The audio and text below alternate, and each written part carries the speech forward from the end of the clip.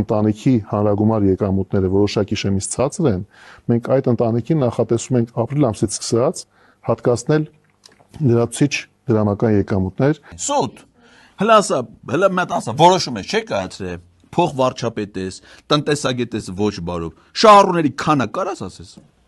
Մինչև հիմա ասենք, թե այդ որոշումը, որ կայացրել եք, ինչ հաշվարկների հիման վրա է, քանի ընտանիք կամ քանի մարդ է դառնալու այդ որոշման շահառու։ Այնքան որ մենք ասես մի բան ենք մտածել, որ եկամուտ կտանք լրացուցիչ մարդկանց, որ սուտ, դες մարդ չկա։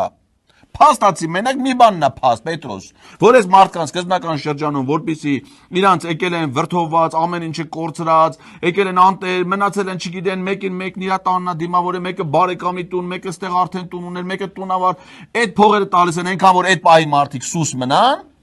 հանկարծ գալու հետ միասին բուն չանեն, տեսան արդեն տեղավորվել են, մի մասը ընդհանրապես թողի գնացել է Հայաստանից, մի մասն էլ նենց են անում, որ թողնեն գնան։